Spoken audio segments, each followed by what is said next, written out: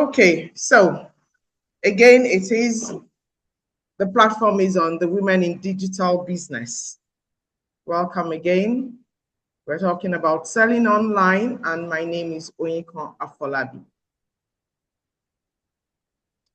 Session 5, we've been through 4 already. This is the 5th session. So today I'm going to be building on session 1, which was Welcome to Women in Digital Business. That was handled by our dear Coach Tokes, our talented Coach Tokes.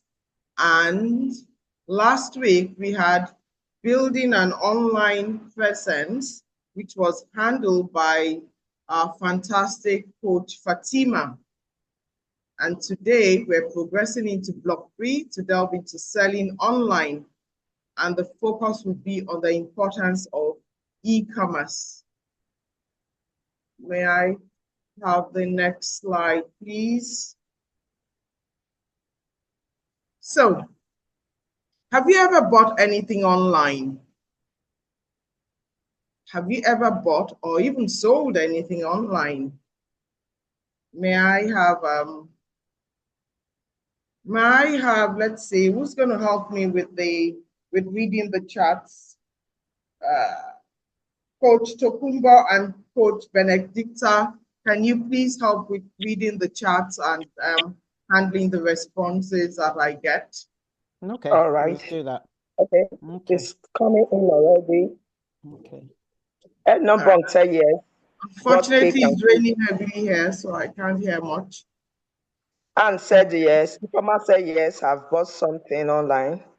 I mean, I say I've bought something online and sold online as well. Okay. Type said yes. Deborah said yes. Ifeoma says yes. Oda says yes. Okay. So, what was the process like? Can somebody tell us what the process was like selling or buying online?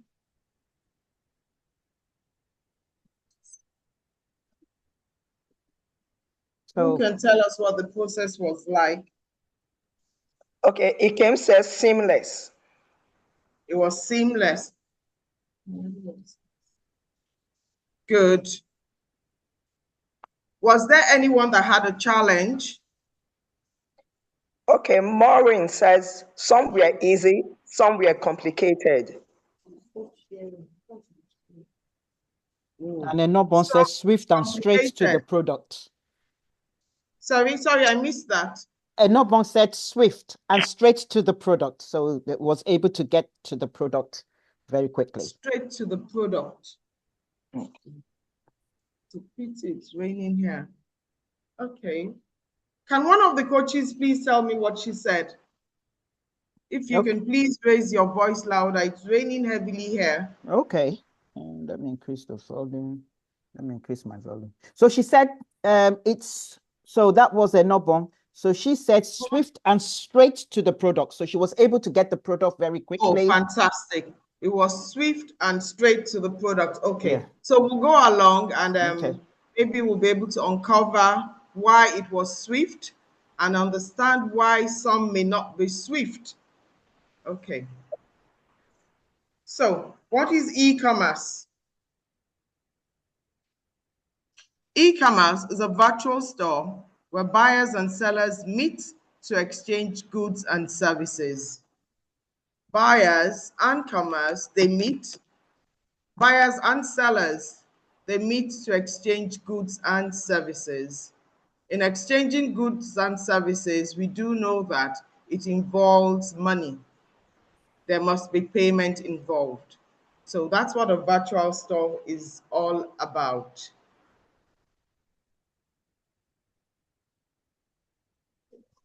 Please.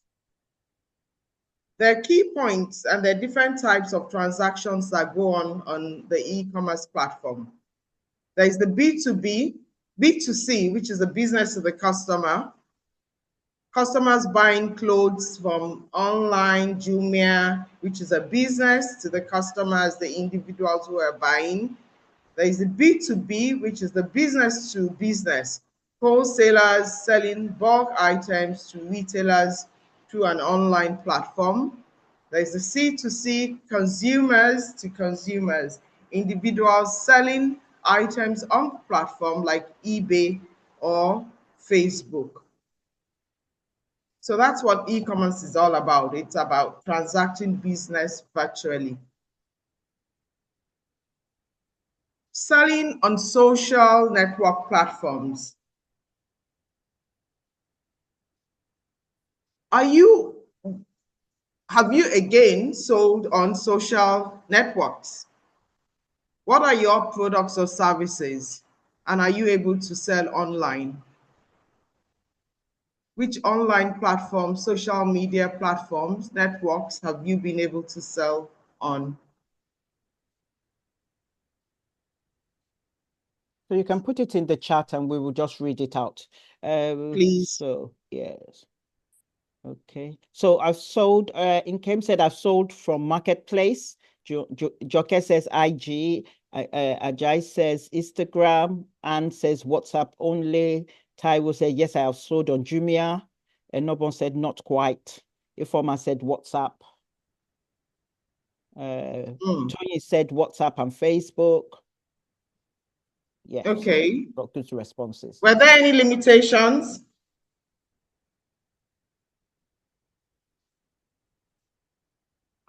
Okay, God's Time said she sold on WhatsApp and Facebook, but not gotten any response to limitations yet. Not gotten what? Sorry. I said we've not gotten any. Okay, so no limitations. The former said no limitations. Oh. I have sold. Faith said I've sold on. So I think there's a mix of answers. So difficult in convincing the client. Okay, so that is in came. Okay. Okay. That's using the social network. Yes. And there were no limitations. Interesting. Okay. No, there were. Somebody said, okay, no, yes, somebody said no limitations. Go ahead. No limitations. And the person that said there was, what did the person say? No. There was a difficulty in convincing the client. So that's in came. Okay, in convincing the client. Okay, so we're going to have to see how we can overcome that difficulty as we go along. Okay, so we have spoken about this, that yes, we can use social network to sell. The key word here now being selling. If we can use social networks to completely transact, to complete the transaction, where it gets to where we sell and we say thank you and goodbye. As we go along, we will see. So yes, social network can definitely help you sell products because they give you visibility, they help you to connect with people and build trust with your audience. But there are limitations. Unlike a proper e-commerce platform, social networks are not fully built for transactions, for taking inventory, for detailed analytics. So while social media is great for attracting and engaging buyers, e-commerce platforms provide the structure to process sales securely and scale your business.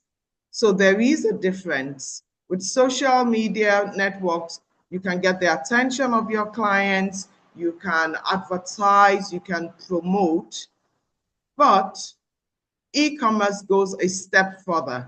You can actually transact the business and close on the deal on e-commerce. That is the limitation that social media has. Yeah. Okay. Social media for sales. Social media networks are great. Like I said, they're great tools for marketing products and services. But, the big but, they were not designed to sell goods and services. So you cannot complete your transactions on social media, whereas you can do that on an e-commerce platform. Let's look at tips about selling on social media. Number one, it says you can create a product catalog. A product catalog. Who knows what a product catalog is?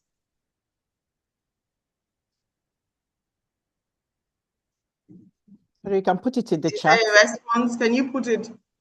Can you put it on the chat room, or do you want to raise your hand to say something?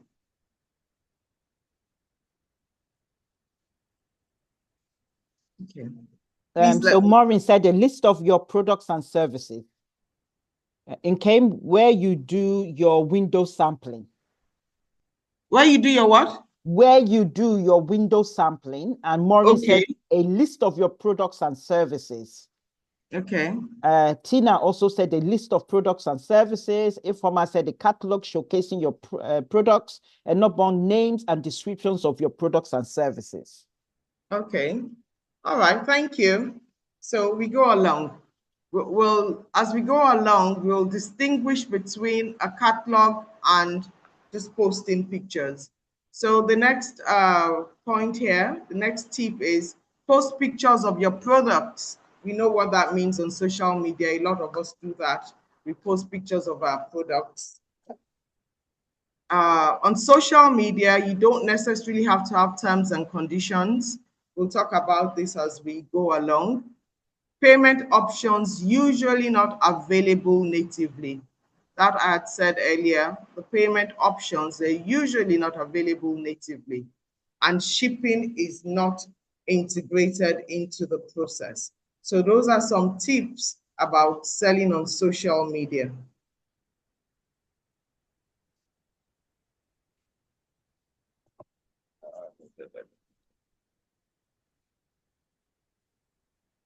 Now we're going back to talking about e-commerce, focusing on e-commerce. There's the marketplace and there's the business side. These are two elements of e-commerce. The marketplace, a virtual marketplace is where different vendors come together to advertise and to sell their products.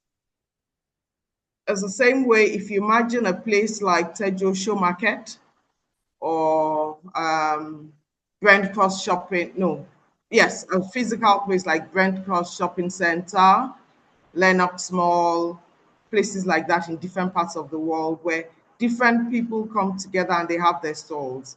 In this case, we're talking about a virtual place where people register their businesses, their stalls virtually, and there is an overall manager of the marketplace that manages all the stalls under that marketplace. So they have to abide by the rules of the marketplace. So we're talking about places like Amazon, eBay, Jumia, Konga, where different people bring their products.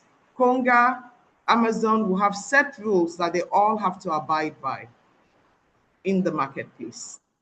Then there's the business site.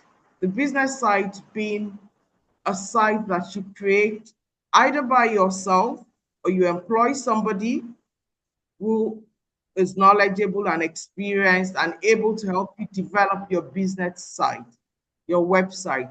In this case, it is specifically for your business. So it is designed in such a way to meet your needs, the needs of your business and the clients that you're trying to reach. So you brand it your way, you use your own colors, you use the logo that you choose, you manage your website the way you want it to be. So that's those are two ways on the platforms on the e-commerce. So a marketplace, a platform for hosting vendors. Buyers shop from various brands in the marketplace. So the buyers come to the marketplace and they have access to various vendors and brands, that they can use. The marketplace owner, the organization, the organizers of it, they then charge. They charge a fee, they charge maybe commissions, whatever the terms and conditions are before people come onto the marketplace. They make it clear and people choose whether to use them or not, as opposed to what do I call it now? As opposed to a business website that is a branded store, and you have full control of what you're selling and to your customers. There are no third-party sellers. Are we clear on the difference between a marketplace and a business site? Yes, ma'am. Okay. Are there any responses on the chat room before I go on? We are waiting for them to come through. Yes. Sorry? So we are getting yeses. Yeah, lots of yeses. Okay. Okay. Yes, yes, yes. So different people are saying yes. So go ahead. Okay, fantastic. So we progress.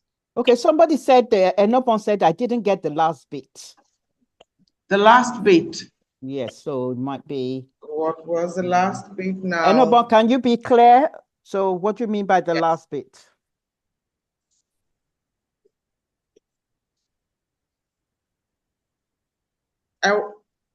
I guess she's talking about the website. You know, you talk about websites having not having a third party, while the marketplace has a third party stuff. Yes. So if it's your personal website for your business, you direct what happens. You're in control. Third parties don't have to interfere. You put what you want out there, following, thinking with consideration for what you're selling and the people that you're trying to reach out to. So you design, even if you do invite somebody to help you, you give the instructions. So it's like if you were building a physical store, you would say, I'd like this here and I would like that there. You will give instructions to the builder. The same way, if you were building online a website, you give instructions to the person building your website for you.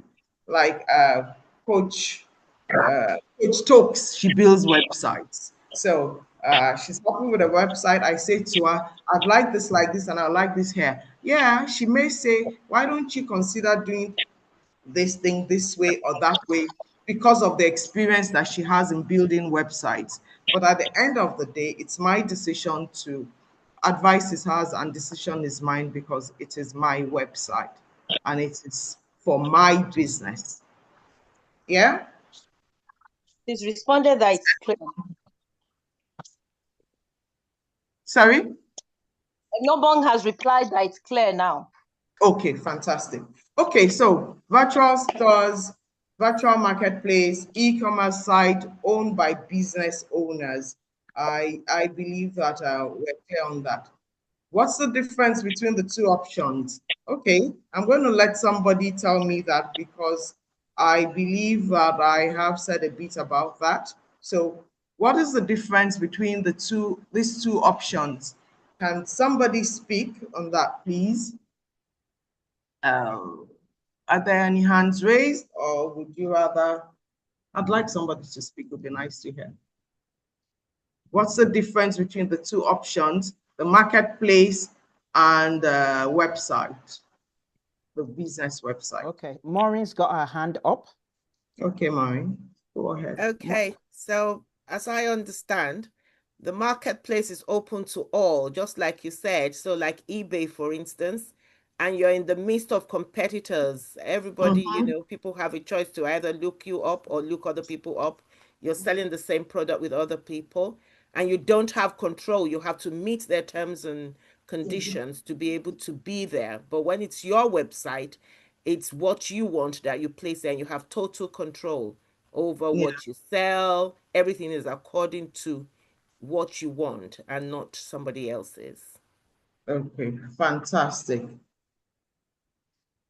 Okay, yes, that was good. That was clear. Any other contributions? I have a contribution. Yes, because please. just like you said, that I build websites. So I'm gonna put on my building website hat right now. And it's just in addition, because sometimes you might find where there's a little bit of, okay, let me give this example. I don't know if anyone knows WooCommerce. Has anyone used WooCommerce before? Yes, I do on my website. Okay, perfect. So with WooCommerce, you will find that they are indirectly a bit of a third party. So this is where you bring them onto your platform for them to, maybe you want to sell products. So instead of you literally creating it from scratch, you bring WooCommerce in and they've got everything designed. Now, even though you are the owner of the website, the WooCommerce platform, I think there's WooCommerce, there's Shopify.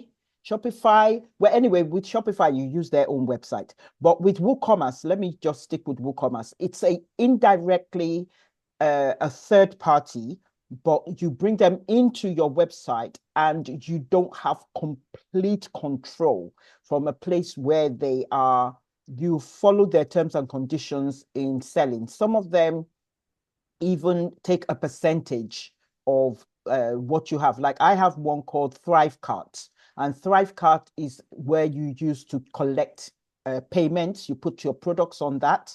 Now, even though you adapt it, it also gives you a little bit of limitation of what you can do in making those sales. So it's not, you own the website quite all right, but there's these things that make it easier for you to collect money. They've got everything in place. You can do that also with PayPal.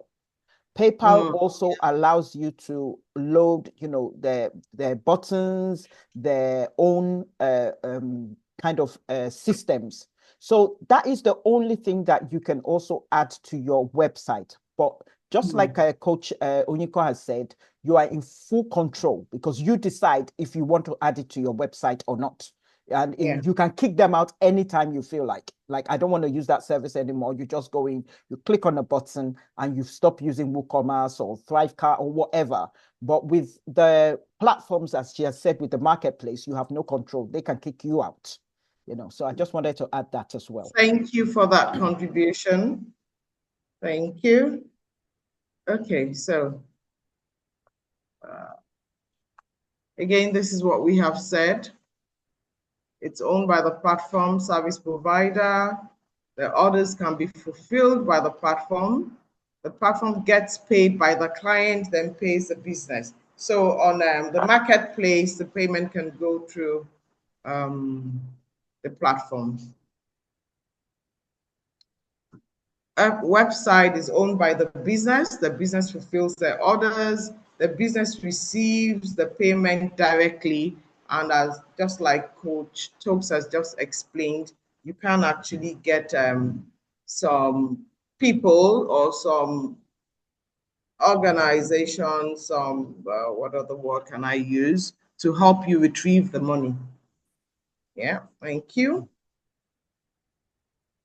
So we have here a marketplace is usually an easier option when you're starting out. It's usually an easier option. Why is it an easier option when you're starting out?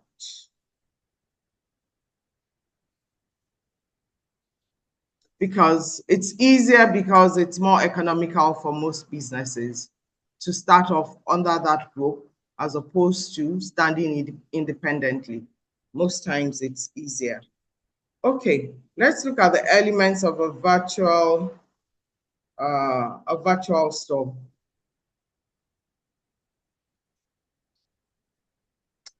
So I have here 6 different elements of a virtual store.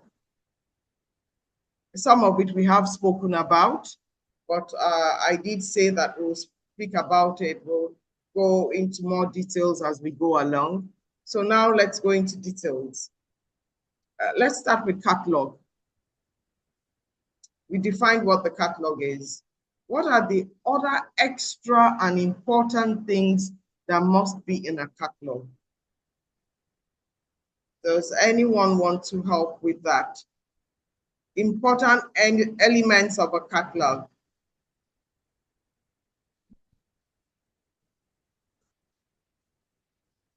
Are there any hands, or is there anything in the chat room? Okay, so. Okay.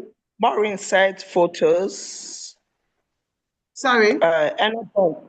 Maureen said photos. Chioma said price. Georgina said price. Lisa said price and description of item. Chioma says location. Faith said products.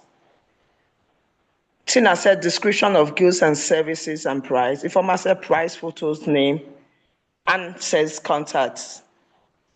Just coming in. Okay. All right. Thank you. So, yes, every response appropriate. So I have down here, setting up a catalog of goods or services involves the task of logically breaking up the offering of all goods and services to be traded into categories, subcategories, and types. So when we say into categories and subcategories, so just imagine that you have an Argos catalog. On the days that we could hold Argos catalogs in our hands, I don't think that still happens anymore. I can't readily think of catalogs here in Nigeria, but I remember Argos catalog as a child or a few years ago. It's broken, things are broken down into categories. So if you had clocks, you would see there that all the clocks are together in one place. Then they'll start to break it down into analog clocks and digital clocks, bedside clocks, wall clock. They make it specific so that when you're flicking the pages of the catalog, you don't have to go through all the pages to find that one item that you're looking for. You're able to narrow it down to what you're looking for. It makes it easier and it's less frustrating if a catalog is designed in such a way that you can easily sort things. Sometimes it's sorted by size, it can be sorted by color, some things can be sorted by model, by the brand, by the country where it was made. Whatever you can think of that can make it easier for somebody to find the product that they're looking for, then it should be in your catalog. The more straightforward and easy to understand in the cataloging system, the easier customers will navigate through the store and the quicker they will find the product desired and most likely will buy items from the store. If it's challenging, if it's difficult, people tend to put it down and say, okay, I'll come back to that later. Some may never come back. Some may find something else. It might just, it could make you lose a potential customer if the catalog is not easy. Stores should have photos. Adding photos to each item of the catalog in modern virtual store, there is typically an interface where the owner can either upload a series of images, the front, the back, you can, put pictures on your website, you can put it on, you can even put it on the e-market, on your catalog on the e-market, and provide captions for each photo, such as those used for visually impaired shoppers. So, photographs for visually impaired shoppers, that makes it easier for people who even have sight issues to understand and be able to relate to the picture. Once I bought something, somebody posted a picture on a catalog. It was a virtual catalog on WhatsApp, actually. You know that on WhatsApp Business, there are catalogs there. And she posted a chain. And what I saw on the chain, the length of the chain, it was all the way down to the bust. And as far as I was concerned, that meant that it was a long chain. But when I then requested for the chain and it was sent to me and all of that, it was a neckline chain. And she said, yeah, that's it. I said, no, what I saw on the picture in the catalog was a chain long enough to reach to my bust line. But what you have sent to me is different. So you need to make sure that your catalog reflects the item properly in the photographs. Titles and descriptions. An accurate specific title and description should be added to each item. The exact title is important, is an important marketing tool. Therefore, all titles should ideally be phrased in a certain way. The description must also contain any mandatory pieces of information, such as legal disclaimers, warnings. So if you have an item that you're putting there and you're describing it, if it's something edible, and people with allergies should not be buying it, you may say, be mindful of allergies, be mindful of reactions. That way, I mean, somebody might say that, oh, that's discouraging people from buying. No, it is being truthful and people know that they can trust you. Then stock number.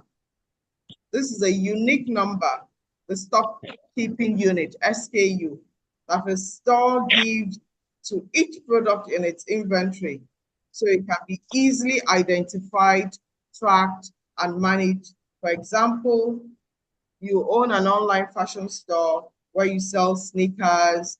Red sneakers could be size 42, RS for red sneakers, stock number 001, just helping you to quickly identify where the product is kept and how many you have in stock.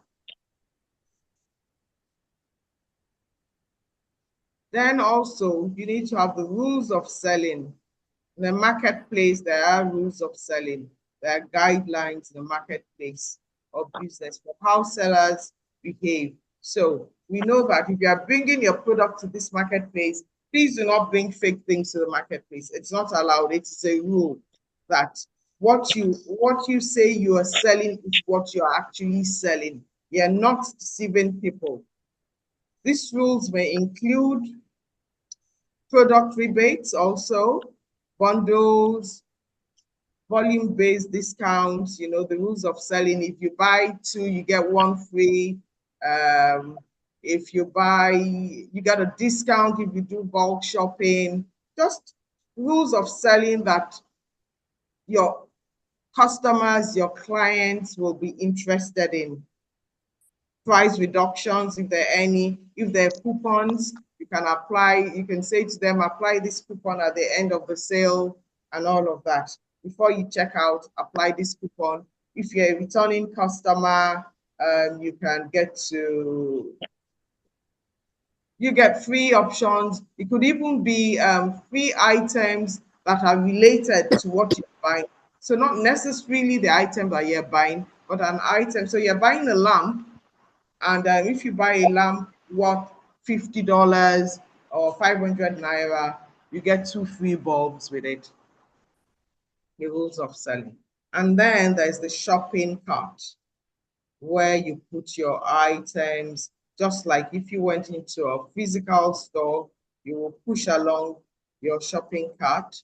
You select the products that you want to buy, you see the total cost, you put it into the cart, because it will include the price and shipping and tax. And then you move on to pay and check out. As we said, on e-commerce, you can do all of these things and buy and complete the transaction. Yeah.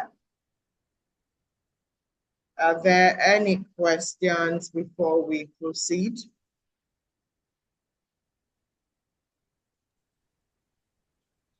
Yeah, please. Are there any questions before we proceed? Please check for me. Nothing in the chat. Go ahead, Benedicta. Go ahead. I said none in the chat room at the moment. Okay. And are there any hands raised? None yet. So, any hands raised? Coach Benedicta, any hands raised? None. Okay, so I will proceed then. So we're going to be looking at strategies for e-commerce. So I'm going to, who can, Coach talks of Coach Benedicta, who is able to read the story of Elsa for me. Okay, I can read the story of Coach Okay, please go ahead. Elsa. Okay, so Elsa is a young micro business owner. Can everyone hear me? Yes, ma'am. Okay, so I just want to be sure. So Elsa is a young micro business owner. She set up a new account on Amazon.com in 2 days with the intention to sell the handmade necklaces she was making.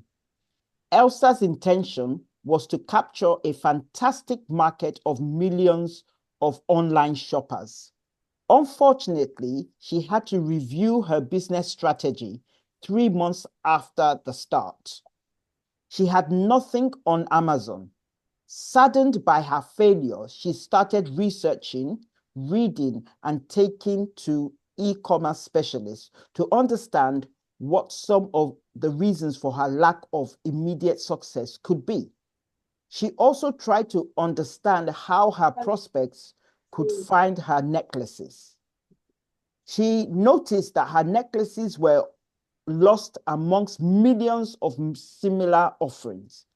Consequently, even though owning an account on Amazon did not cost her anything, she was not making any money.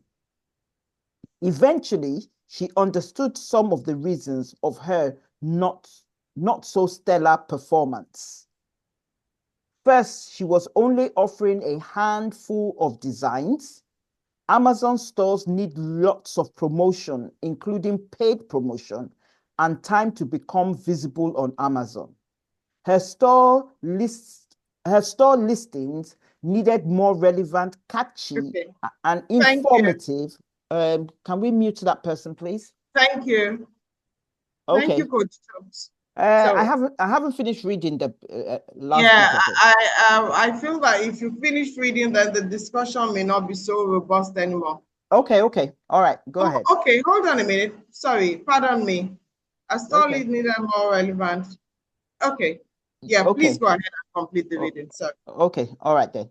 So, where did I stop? So her store listings needed more relevant, catchy, and informative descriptions and images. Also, other traders quickly stole her designs and started selling her necklace replicas for a fraction of price that she was selling her wares. All done. Thank you very much. Okay. So now I'd like more people, as many people as possible, to put in the chat room. And please, coaches, please help with reading and joining in this discussion. What recommendations would you give to Elsa? What recommendations would you give to Elsa? You can share an experience that you've had. You can make a recommendation. Yeah.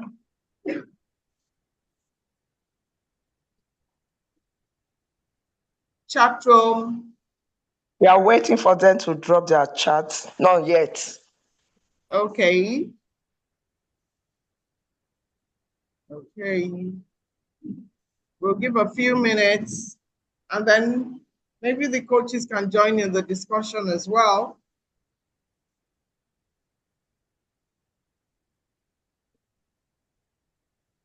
And maybe I should just take the end bits again.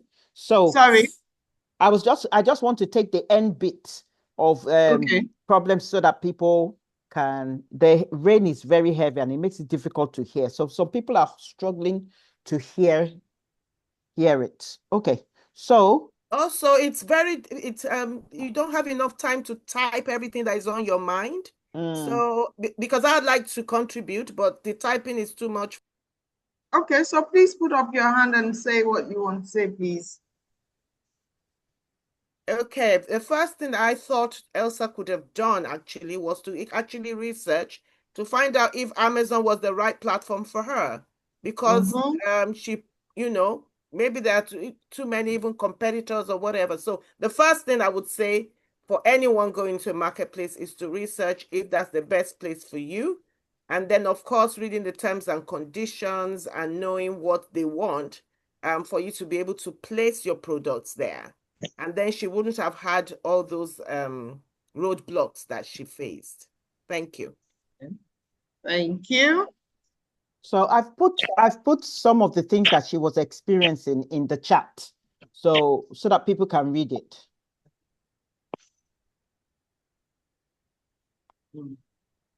Okay.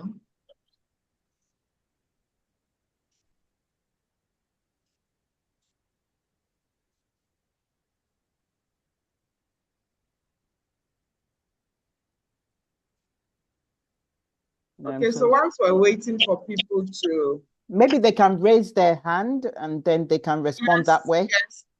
So is there anybody else that wants to respond? Something to say, please.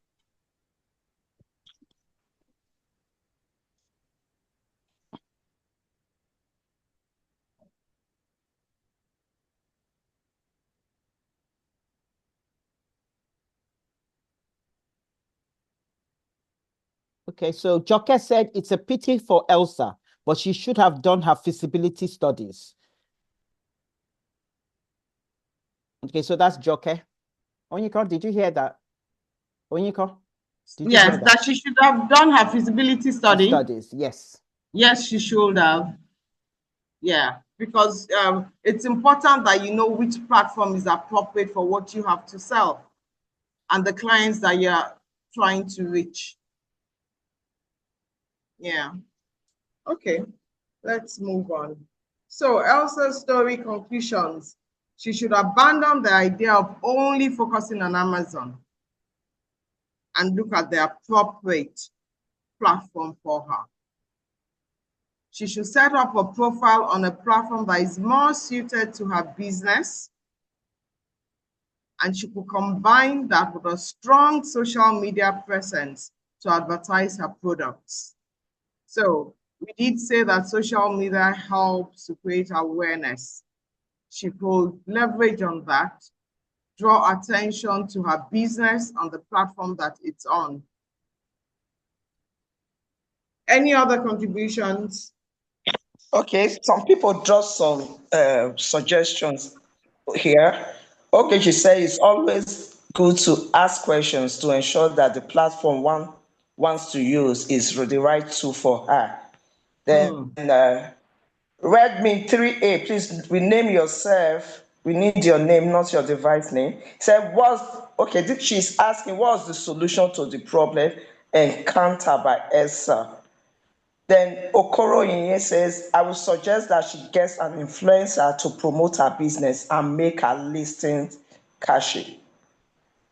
So that's all for now, Coach Oyinkan. Okay, thank you. All right, so let's move on. So now we're going to talk about the sales funnel. Imagine a funnel. So we all know what a funnel looks like. It starts off wider at the top, at the brim, and then it narrows down and it's tapered down towards the end, which is what usually happens. Sometimes, most times when you're selling something, a lot of people come over the marketplace, people are walking through, people are looking through what you're selling. How many of them actually then go through that funnel and become your customer? So we're going to look at that process now. How can we convert visitors to our e-commerce into clients? How can we convert visitors to our e-commerce into clients? It's about turning prospects to customers. So we have this diagram here. As I said, the funnel is wider up there and it just narrows down and tickles down to the end. So the prospects, those are the people that may become clients of the business. And the leads, those are the prospects who have shown interest in the products or services. And then the leads then grow or transition into becoming customers. Leads become customers when they buy from the business. And those are the people, that's where we want to get to. We don't get there overnight. We must put some things in place to be able to turn our prospects into leads and our leads into customers so that the money actually, we hear that a lot, being on our phone. The money gets into, our accounts. There's stages and strategies. The first stage is awareness. That is the prospects being aware. And then the second stage is the leads who show interest in what you are offering. You've been able to get their attention. And so now they're showing interest. I have a friend who sells, she has a catalog online. And once you just say, nice, the next thing, she's just coming after you. Oh, do you want me to send it? Do you want me to this? And I'm saying, I just said it's nice. I didn't say that I wanted it. She said the only language I understand when somebody says something is nice, it means that they're interested in it and they want to buy it. So then I learned not to say nice and just look away. But so interest. So from interest, you're hoping that your leads will decide that yes, they want to, buy from you, and then you end in the action, which is where they're actually buying. Okay, so awareness. Let's look at the strategy of creating awareness.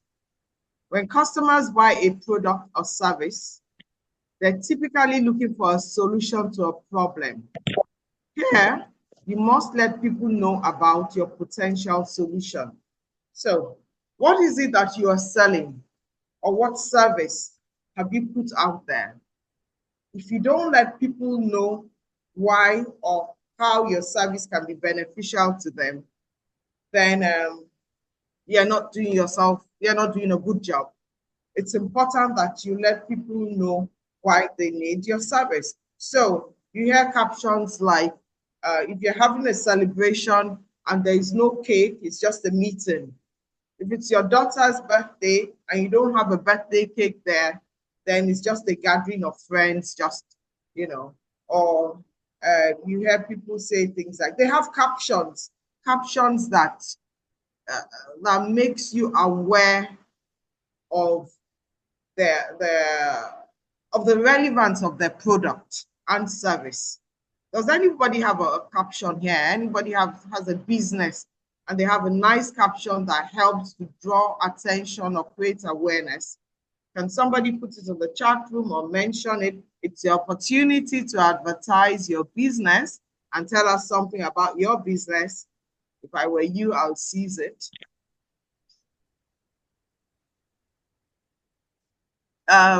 Coach Benedicta, Coach Tokes, please help. Are there any captions? Nothing yet. I said nothing yet in the chat box. Nothing yet. I've raised my hand. Okay, someone has raised their hand, I hear. So what's the person saying? So the name of the name of my business is Right Impressions, and I always say first impressions is important, so make yours the right one. Fantastic. Right impressions. So if you know that, okay, you're stepping out and you're not sure how well you step out, either physically or virtually, whether you're sending out documents or you're going somewhere to speak, and sometimes you're not sure, you know. Some of us, sometimes we have that, what's it called now, imposter syndrome, and you don't know if you're doing it right.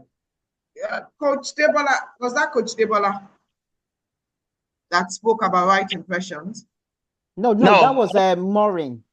Maureen, okay, sorry, sounded like Coach Debola. So now I know that when I get off this phone, I know who to point in direction of Maureen, that right impressions matter. For her caption to be right impression, it means that she can give you tips on putting your right foot forward all the time.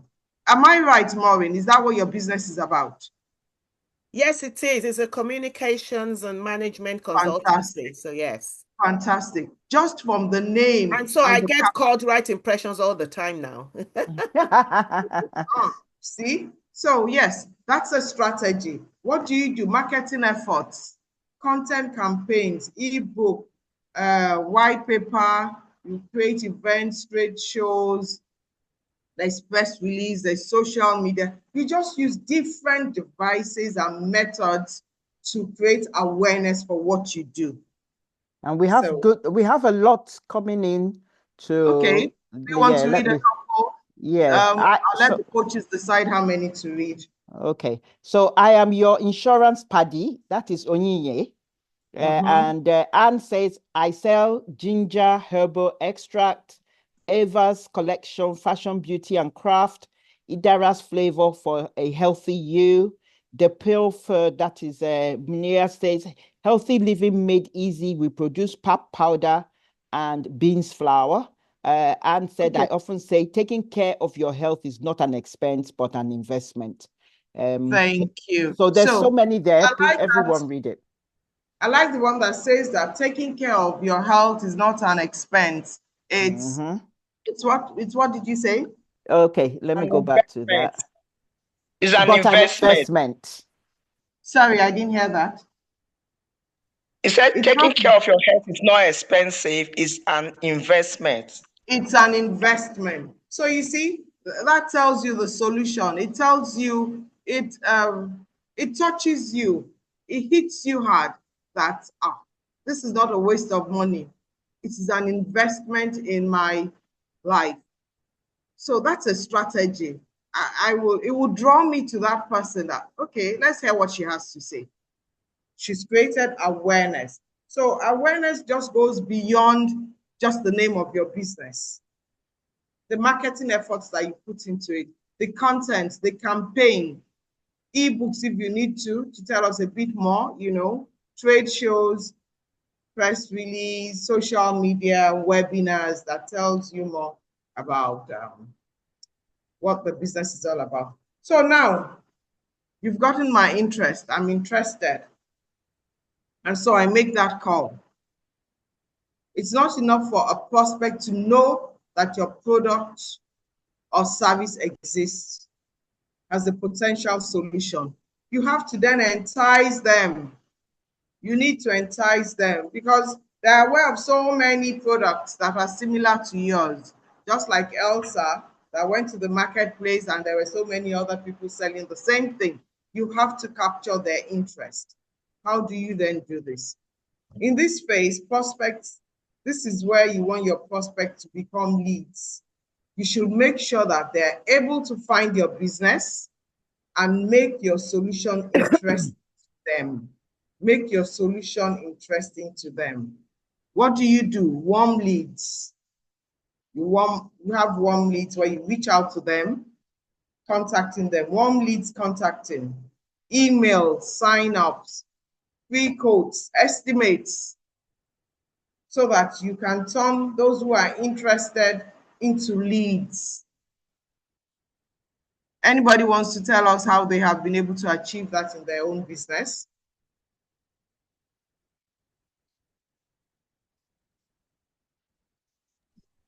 Yeah. Warm leads, contacting people who have shown interest. Like the one you said about the lady saying, when you said about nice. No, I said the one you said about the lady that said nice. She jumps on you. Exactly. It's business strategy.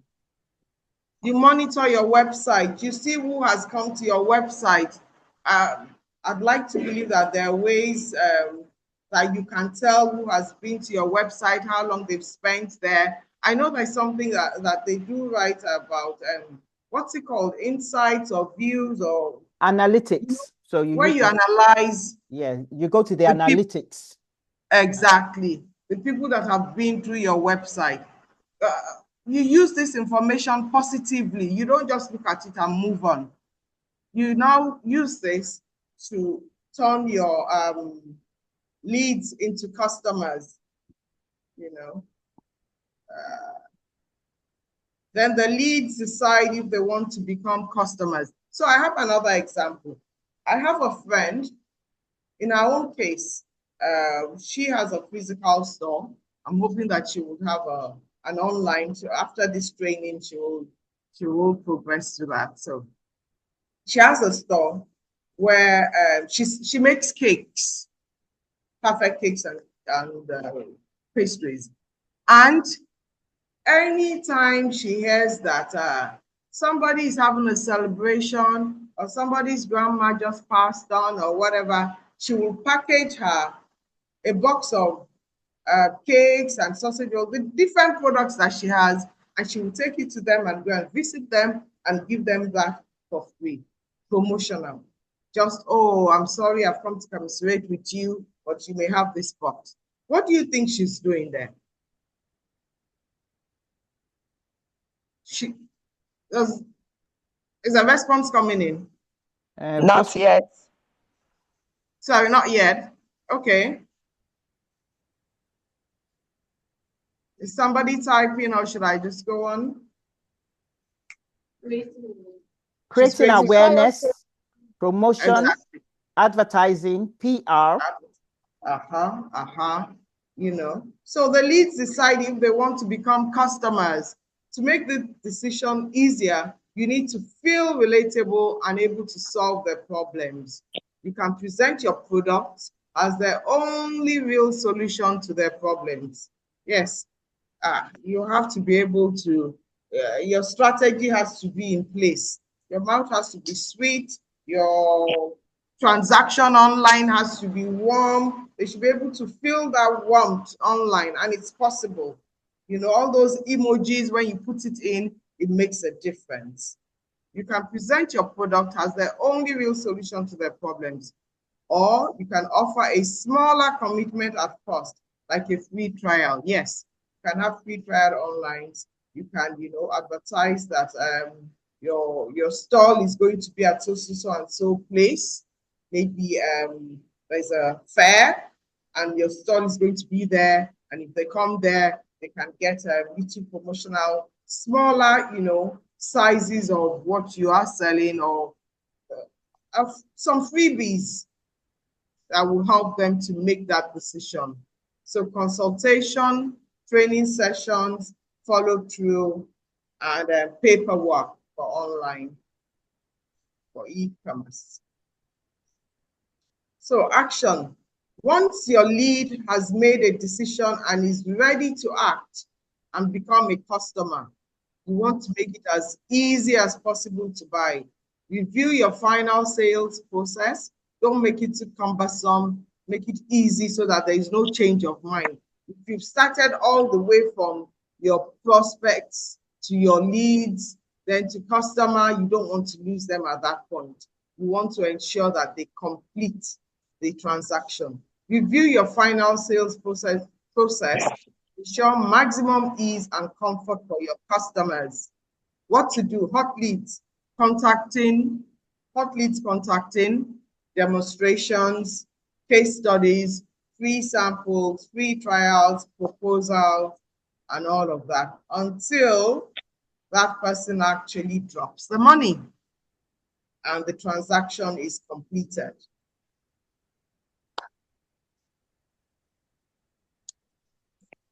So, who has any contributions to make to that before we go on? Are there any questions on the strategies or something you want to share? Actually, not so much as question, something you want to share about how you turned your perspective to a lead, to a customer.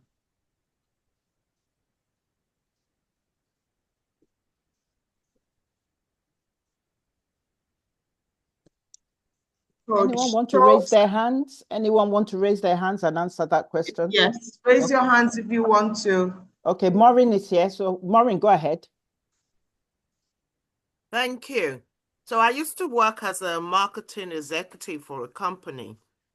And what we used to do was to, or what the business did or does actually, because it still exists, is to help overseas teachers retrain so that they can comply with UK standards. And one of the things that I noticed helped with the selling is compassion. It's not just pushing your product, but trying to be in the shoes of that person. And so, number one, I'm Nigerian, so I can understand, the pain points for people. And so because of the empathy, I start with, oh, I understand, coming to the UK, fresh start, everything. You've already won their trust because you can feel their pain. You're in their shoes. You understand their situation. And then when you offer the solution to them, it's easy for them to take it because they know, oh, this person understands me and she has my best interest at heart. Because, there's something about when you want to sell, you spoke about it already, don't sell fake goods. And sometimes people think that marketing is about saying all of these glorious things that are not true about your selling. So ethics is very important. Being ethical when you're marketing, when you're promoting your products is very important, because there's no point somebody buying the product from you and they have a bad experience. Then they will not refer you and they will spread that news.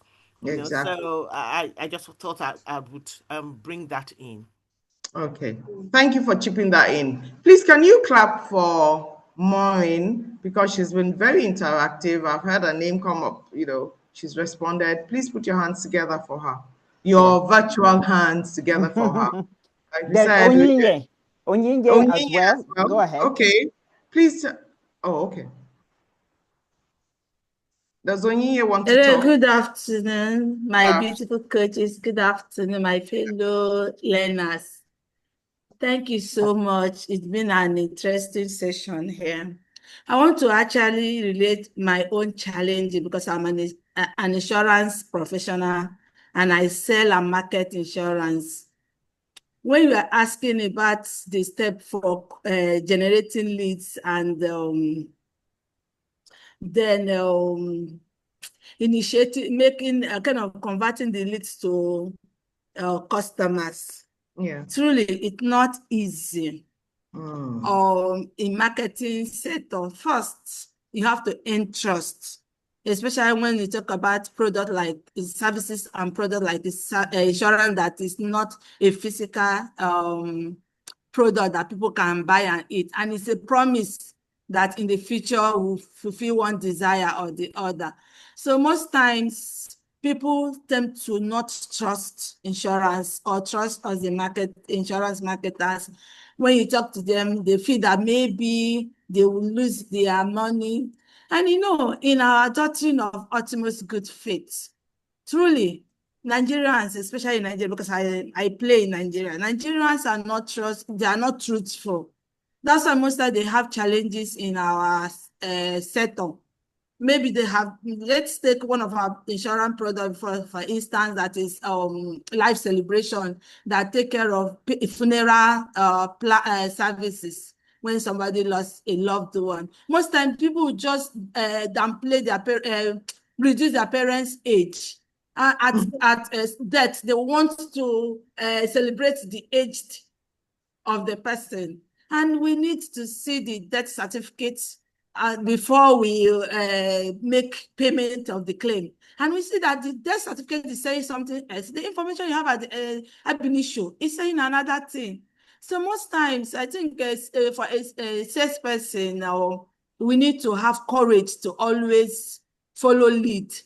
Most times when you want to follow some leads that are not encouraging, you call them, they feel that you are doing, like me, I feel that I'm doing somebody a favor when I'm selling insurance to them, but they feel that they're the one doing me a favor by buying insurance, and I'm not the one benefiting. So in the marketing space, it's not easy. I just want to share my own experience. Thank you very much for sharing. Thank you for sharing. Well, so considering all that we have said here, what can you put out there as part of your marketing strategy that can help you manage situations like this? What do you think you need to put into your process that would help you manage situations like this? Because I'm sure as you get these experiences, some ideas would have crossed your mind that what if we did this or we did that?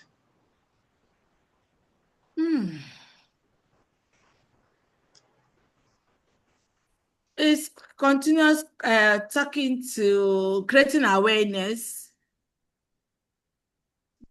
That's the marketing. That's creating awareness first, especially for my own product. That is not something you can say, okay, I want to do promotion.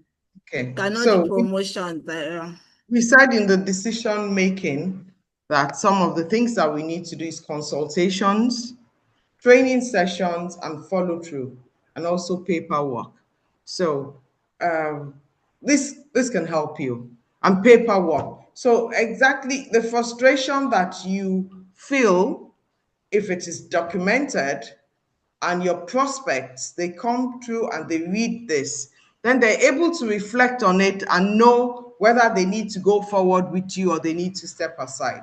And to be honest, if they're not truthful people, then you shouldn't mind them stepping aside, so that you do carve a niche for yourself. The people that come to you know that, I don't know the word that you use to describe Nigerians, but I disagree. They know that these people, they're not the typical, well, I don't want to use the word typical, but these people are the truthful Nigerians. And if you want good service, this is where to go. You need to put that is part of the solution that you should be putting out there. Yeah? Was that Onye? Thank you. Can we go on? Okay. Yeah. I have my hand raised, so so Okay, does please go ahead. Maureen. Then there was somebody else as well who had a hand raised. But anyway, I just wanted to add to Onyinye, what I would say to you is, I don't know if you are working in a team, like a team of other people, or are you just doing your insurance alone by yourself? So let me ask you that question. Are you in a team? It's yes and no. Okay. First, I'm working in a team. The team is agency, agency marketing. Okay. And then I'm working on my own because it's all my production that would pay me. Yes, Not I as if understand. and the company not doing anything or except the normal normal marketing strategy. They're not doing anything to help me sell. It is me that will initiate the process and conclude the business. Okay. All right. So my question to you is there anyone that is making really high sales in the company generally? Is there anybody there making a lot of sales? Yes, there are a lot of people making sales. Okay. So have you asked them what they've done? Yes, they share experience. Like today, not Tuesday, is our marketing meeting where people share experiences. In the free for the experiences, yes. Okay. So have you practiced any of their experiences, or is it location bound, or is it, because one of the things with insurance is what type of insurance are you selling? So you want to look at, am I selling different types of insurance? So because we don't have a lot of time, so I'm going to kind of be very quick with this. So for example, if you're selling different types of insurance, you want to test out which of the insurance gives you the best results. So if you are able within the company to choose the type of insurance that gives the best results. So let's take, for example, funeral. You know that, okay, one of the ways you can sell yourself is no matter what we pray, and especially in Nigeria, where we are very prayerful, no matter what the religion is, you can come from a place of, we're praying that everybody lives long. This is not about who, dies early or later. Everybody would one day go. but you want to be prepared. It's not that when, you know, somebody passes away, you're running around family looking for money. So why don't you prepare? Because with insurance for funerals, it is going to happen one day, sooner or later. So that is a way of selling yourself if you are selling insurance for, you know, for funerals. But in a nutshell, ask the people who are making really good sales, pick out what you think you can do and test it out. This morning, my son was going to work. He does sales. And that's what I said to him. I said, test out everything that you're doing, which one gives you the best returns, and keep doing that. So yeah. Thank you. All right. Thank you so much. So much, Coach. Thank you so much, Coach. Appreciate it. Okay. So Maureen has her hand up. So Maureen, go ahead. Very quick. Okay, that will be the last one. We're fast running out of time. Okay. Yes, So I'll make it quick because I used to be in marketing. What I want to say is there's a need for education. You've just said it. The problem is many people, and I have been there, you know, but I know a lady, she's made insurance. So if, you know, what can I say? So, you know, like people cannot resist her. Why? Because she started educating people. And I couldn't even touch people selling insurance with a badge pole. But I'm telling you, she has made her social media posts so captivating. The last time I invited her for my program, we had about 90-something people registering to come and hear her insurance. So maybe you need to wow. so maybe link up with me after. I will speak to you. Okay. All right, man. Perfect. Thank you so much. I appreciate that. thank you. Who just spoke, please? Maureen. Maureen. Maureen again. Can you chat your Maureen number again. on the group, on the chat, so I can pick it up? Thank you.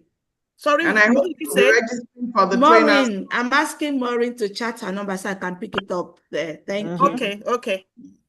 Oyinkan, are you in my group? Oyinye, who's your coach? Who's your coach? Oyinye, who's your coach? She's in my group.